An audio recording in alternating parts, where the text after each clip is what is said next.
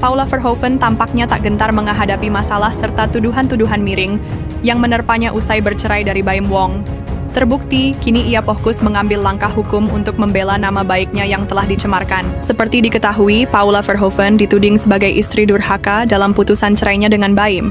Ia disebut telah melakukan perselingkuhan dengan pria lain. Tak terima disebut sebagai istri durhaka, Paula pun melaporkan juru bicara serta Hakim Pengadilan Agama Jakarta Selatan ke Komisi Yudisial. Kini, laporan Paula itu sudah diterima Komisi Yudisial dan tengah dilakukan pengembangan. Iya, terkait upaya Ibu Paula untuk mengadukan juru bicara dan Hakim Pengadilan Agama Jakarta Selatan, kami sudah mendapatkan sejumlah perkembangan.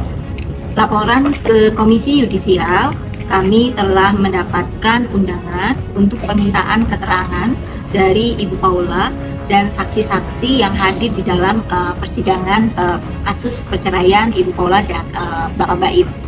Jadwalnya direncanakan 5 Mei 2025. Tapi kami sedang mengatur jadwal terkait kehadiran Ibu Paula dan saksi-saksi di Komisi Yudisial. Selanjutnya yang kedua terkait pengaduan ke Badan Pengawas Mahkamah Agung, itu dilakukan hari Kamis dan hari Jumat.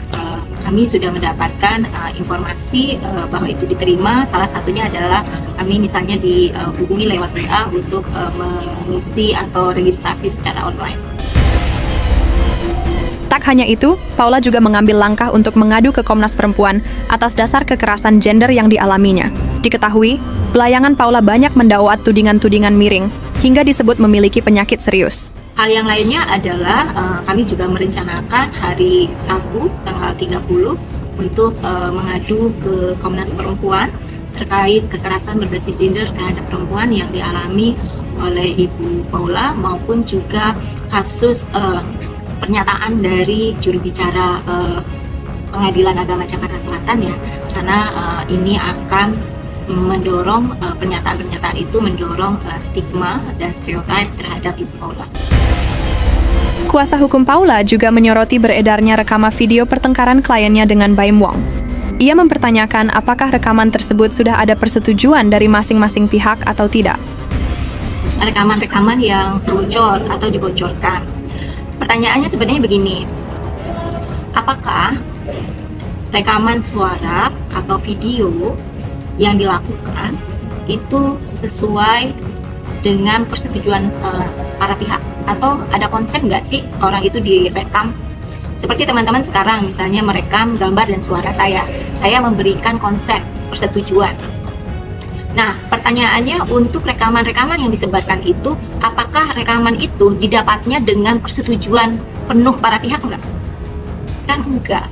Padahal kita itu sudah memiliki banyak regulasi yang menyatakan bahwa pengambilan foto, pengambilan gambar, video, suara, rekaman itu harus konsensual.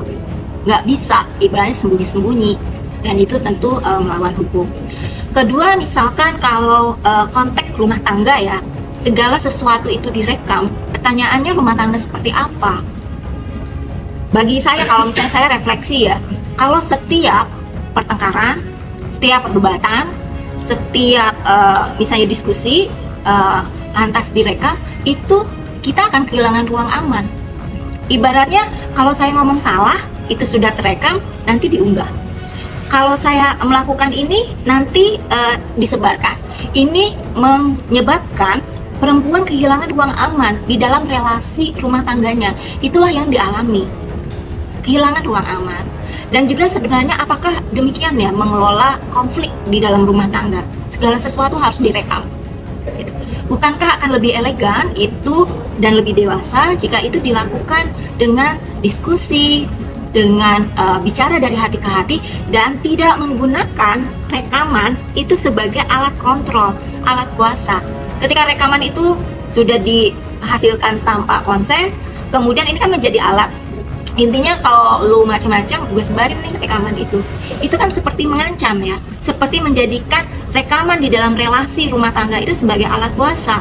Alat kuasa untuk apa? Menunjukkan siapa yang punya kekuasaan di dalam rumah tangga, siapa yang dominan. Dan itulah yang kami sebut sebenarnya ini penggunaan rekaman, penggunaan konten-konten itu menjadi alat kuasa untuk membungkam korban, menghilangkan rasa aman korban. Mungkin besok keluar lagi rekaman tentang apa. Nah, pertanyaannya apa sih tujuannya segala sesuatu itu harus direkam? Apakah tidak bisa konflik atau diskusi itu dibicarakan baik-baik tanpa merekam? Gitu ya. Itu juga yang harus menjadi refleksi ya bagi kita semua. Apakah demikian pengelolaan rumah tangga? Kami saat ini masih berproses dan sedang berkonsentrasi di KY, Bawas, dan mungkin lembaga yang lainnya, juga sekaligus masih mempelajari pelanggaran-pelanggaran data pribadi maupun Undang-Undang ITE. Apresiasi ya kepada sejumlah akun yang kemudian menyampaikan mereka melakukan take down secara mandiri konten-konten terkait dengan klien kami.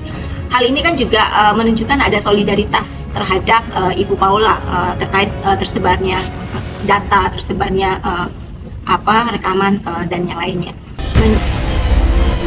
Maka dari itu kini Paula memilih untuk menempuh jalur hukum untuk menghadapi permasalahan yang tengah dihadapinya. Lantas, bagaimana kelanjutan perseteruan Paula dan Baim Wong? Apakah Paula ingin melakukan pembalasan dan melaporkan Baim Wong? Tentu saja banyak pertimbangan yang harus dipikirkan oleh Paula, terlebih soal anak-anak.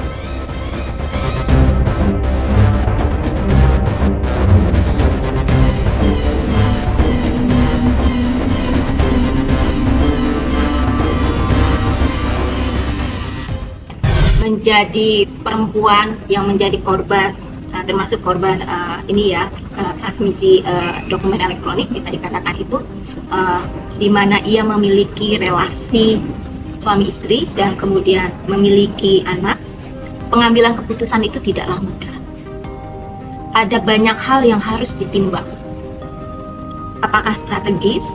Apakah itu akan berdampak terhadap tumbuh kembang anaknya? Apakah akan juga misalnya berdampak pada tujuan utama? Kalau Ibu Paula sejak awal menginginkan agar konteksnya ya untuk kebocoran data itu sudah diprediksi. Untuk yang rekaman-rekaman ya, beliau berkomentar nanti apalagi gitu ya. Yang harus dipahami adalah ketika ada rekaman itu pasti ada konteks. Rekaman itu yang dipahami oleh misalnya teman-teman warganet itu kan durasi sekian itu ya. Durasinya misalnya 5 menit gitu ya. Tapi kita kan tidak tahu konteksnya mengapa hadir rekaman itu 5 menit. Bisa jadi ada peristiwa sebelumnya, bisa peristiwa sesudahnya. Yang orang kalau tidak memahami secara utuh kemudian mengambil kesimpulan dan menjadikan Ibu Paula adalah orang yang buruk gitu ya, atau misalnya seperti itulah yang seperti ini saat ini berkembang. Ibu Paula akan berupaya maksimal untuk mengembalikan nama baik, harkat dan martabatnya sebagai perempuan, sebagai ibu gitu ya, terhadap tuduhan-tuduhan yang distigmakan dan juga terkait kekerasan sebenarnya yang dia alami. Nah, upaya-upaya yang kita lakukan tentu adalah upaya-upaya yang dibenarkan oleh hukum. Dalam artian kami mempercayai institusi negara. Karena itu upaya yang kami lakukan misalnya tidak membalas ya udah cariin rekaman apa gitu ya, tidak, tapi kami menempuh upaya melaporkan ke lembaga-lembaga yang memang berwenang untuk melakukan pemeriksaan dan melakukan pengawasan terkait data, kebocoran data maupun terkait dengan penegakan kode etik hakim maupun juru bicara. Jadi yang akan kami tempuh adalah melaporkan ke lembaga-lembaga negara, dan kami mempercayai negara akan memberikan respon terhadap pelanggaran hak-hak yang dialami oleh Ibu Paula.